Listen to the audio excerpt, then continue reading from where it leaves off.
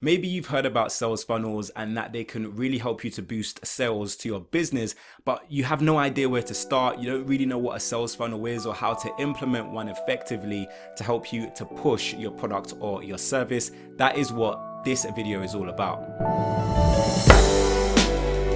Hi guys, it's Sam Day here from DeyTips.com, and in this video I'm speaking all about sales funnels, what they are and how they can be profitable and how they can help you to basically sell your products or your services online more effectively and increasing your revenue along the way. So getting straight into it, by definition, a sales funnel is the process that you take a visitor through from becoming someone who has never heard about your product, your service or your business before to eventually becoming someone who hopefully purchases from your website on a consistent basis and maybe even becomes a brand advocate and tells their friends, their family members, and maybe even their social following about your business, your product, or your service. So what kind of things do you need in order to have a successful sales funnel? Well, firstly, you need a landing page. Well, you'll probably need multiple landing pages, and there are different landing pages that kind of help to make up a sales funnel, and I'm going to be speaking about those landing pages in more detail in this video.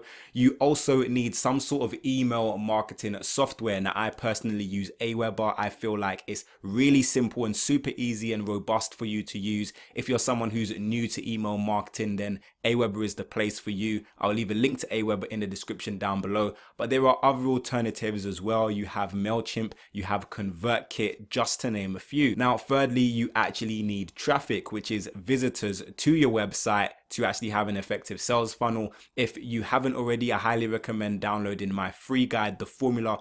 It is called Traffic Plus Conversions Equals Sales. A copy is behind me. I'll also leave a link to it in the description down below. And if you're struggling to gain traffic back to your sales funnel or to your website in general, then I highly recommend downloading that. It's completely free.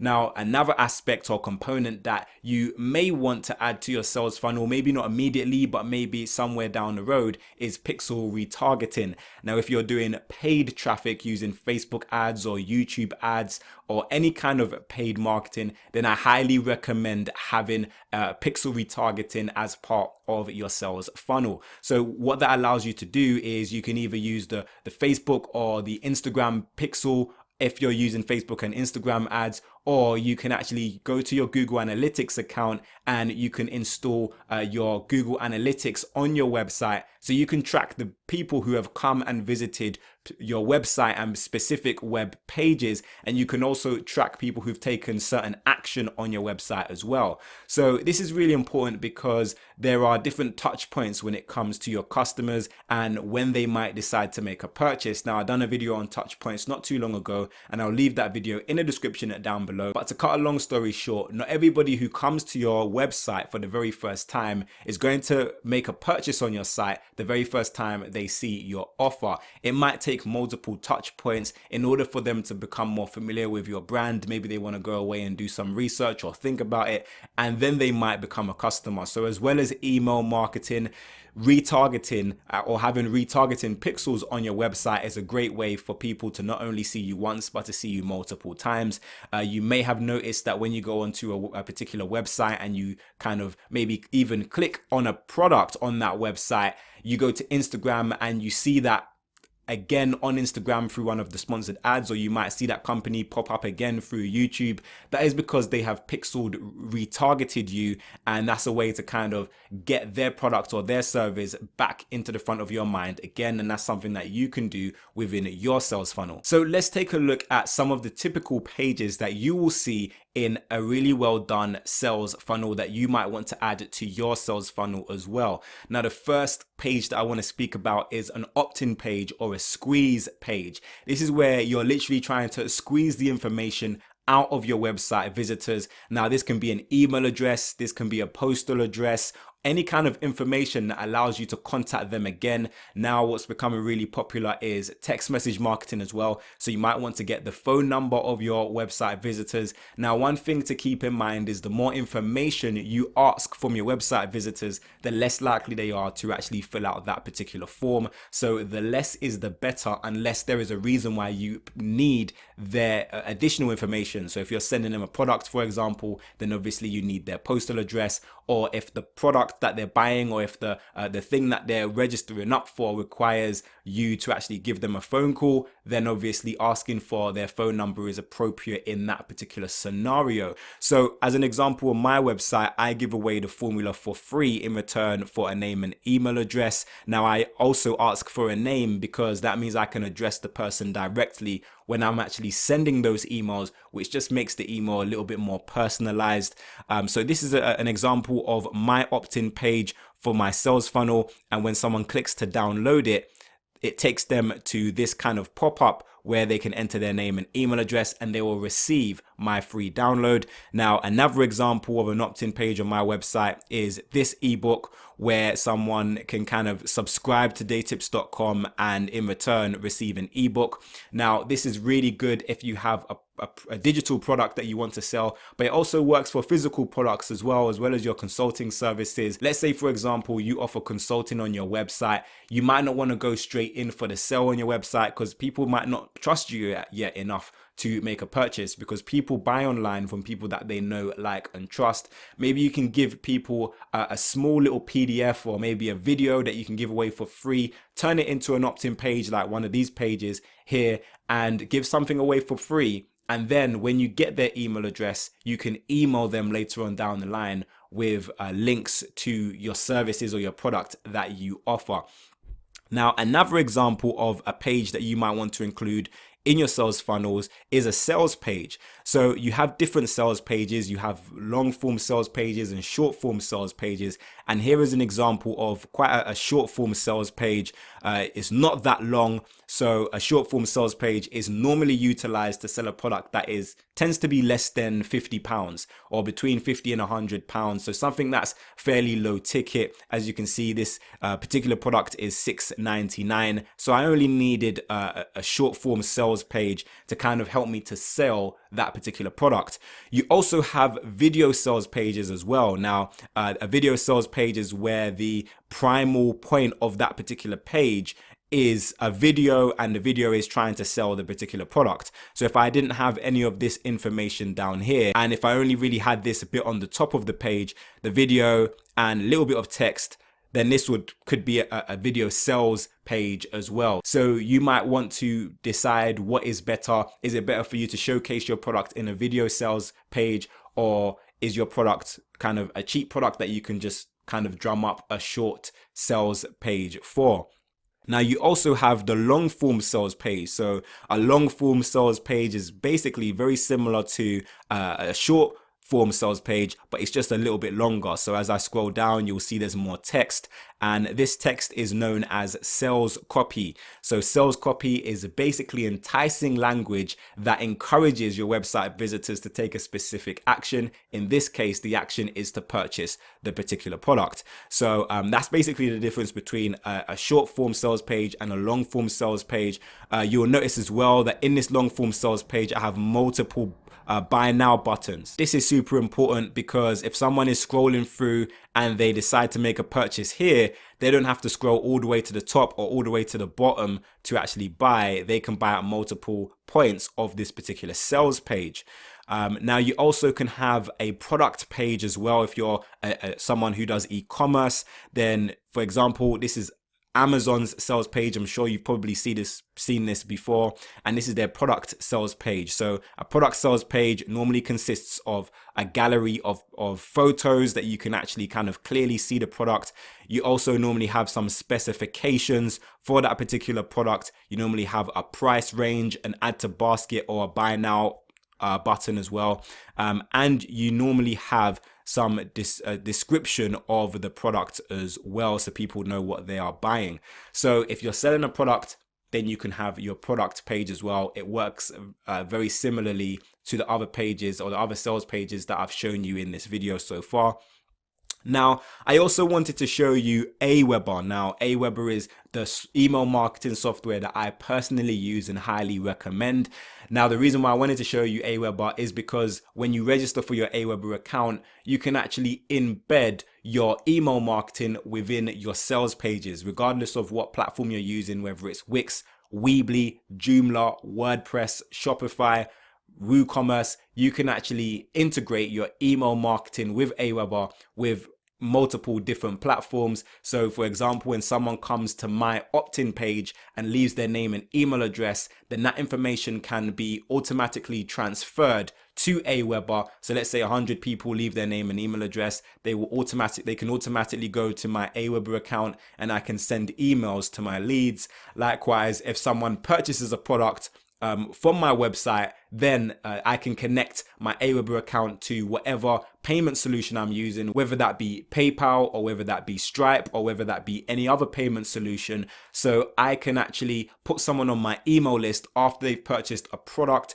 So even though they've purchased a product from me, I can still email them again as customers, so I can have a list of my customers. Maybe I want to offer them additional products later on down the line, or maybe it's coming to the Christmas period or Black Friday. I can email my list of buyers and my list of leads and let them know that I have an offer on my website that they might be interested in. So now that we know what a landing page is and the different landing pages that you can have on your website, you can have your opt-in page, you can have your sales page, you can have your long form sales page, your short form sales page, your video sales page, you can also have your product sales page, and we also know what email marketing is and how it can be utilized and how to use Aweber as a way to kind of communicate with people who have left their information as a lead or maybe even a customer for your business. And we've also spoken about pixel retargeting as well, and how you can use the Google Pixel to kind of be installed on your website so that you can kind of track people elsewhere on the internet to be reminded about the product or services. How does this all come together cohesively to create a profitable sales funnel for your business? Well, as you can see here, I've got a diagram that hopefully explains how all of this fits together. So I'm using the example here of a fitness instructor. I'm saying that I'm a fitness instructor. I'm going to show you how I would create a possible sales funnel for a fitness instructor, but you can kind of use this as a template for whatever you offer on your website. So this is the very first stage of this particular sales funnel. So as a fitness instructor, I might offer a free guide to keep fit. So this is my keep fit free guide. Someone enters their name and their email address, and again, if you're using Aweber, then you can actually store their information, and when they enter their information, they get put to Aweber and they get your first email. So within Aweber, you can actually choose what web page that your lead gets sent to once they enter their name and email address. So let's say someone enters their name and email address, they get the Keep Fit guide, you can send them directly to an upsell. So this is known as an upsell page, and this might be a short form sales letter that helps you to sell maybe your Keep Fit DVD for £50. So because it's quite a low ticket item, you can keep it as a video sales letter or a short form sales letter to sell that. So literally, as soon as your lead comes in, you can send them directly to your sales page. Now, if they don't purchase that, you might have an exit pop. Now, you can create exit pops using a software called Opt-in Monster, and I'll leave a link in the description down below to Opt-in Monster, and also a video where I speak about Opt-in Monster. But essentially, Opt-in Monster allows you to create exit pops. So when someone is about to leave your website, you can send them a message saying, hey, don't leave yet. And if they are on this particular £50 sales page and they're about to leave, you can say, hey, don't leave yet. I've got a £10 diet plan that you might want, because maybe they're not comfortable spending £50 with you yet. You can actually send them to your downsell, which is your Keep Fit £10 plan. So this is a way to kind of not lose out on any revenue and to still kind of generate a sale, maybe not at the £50 price mark, but at the £10 price mark. And especially if you're sending traffic to your sales funnel using paid traffic, then you want to make sure that you're at least hopefully breaking even. And if you're not making money on your upsell, then you might be making at least break even money on your downsell. So if someone, let's say for example, someone does purchase the £50 product, you can send them to another upsell page. This upsell page might even be a OTO page. Now, OTO stands for one-time offer.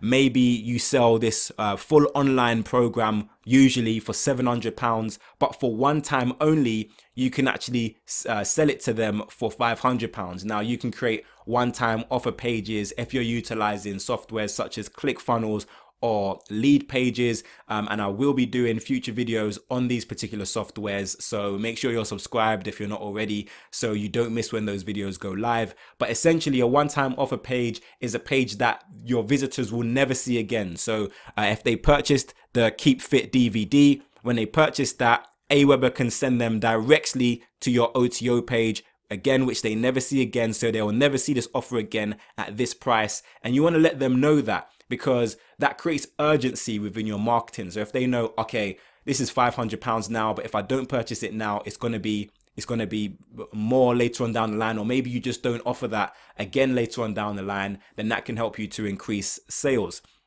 Also, maybe you have another HTO page. So this is your high ticket offer page, where you're going to want to utilize a long form sales page here. And this could be, for example, a weekend boot camp. Maybe you offer a boot camp to some of your customers, and this might be your high ticket product. So I've got as an example here, 3,500, but you can even offer more than that if you have that within your wheelhouse.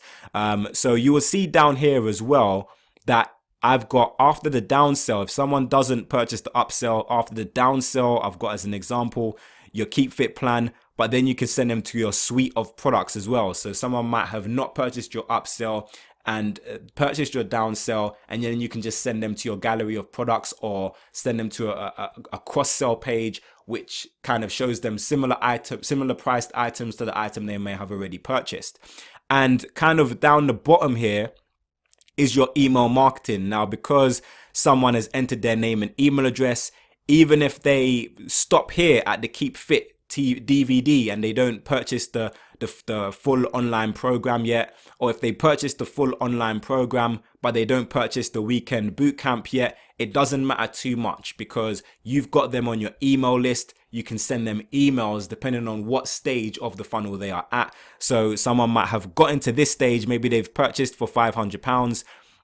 Again, you can set up Aweber in such a way that you can actually kind of create tags for people who have purchased certain products. So all of the people who have purchased this product, you can find them within Aweber, your Aweber account, and maybe you send them marketing emails to kind of help to push them towards becoming one of your weekend bootcamp customers. So hopefully this helps you to kind of understand how sales funnels work a little bit better. And if I scroll to the bottom here, you will see that you can actually have Instagram retargeting and YouTube retargeting ads playing in the background to kind of get people back to your offers. So depending on what stage of the sales funnel they are at, similarly to your email marketing, you can actually send targeted messaging to people. So let's say, for example, someone has only downloaded your Keep Fit guide. You can retarget them using Instagram retargeting or YouTube retargeting. And even if someone comes to your Keep Fit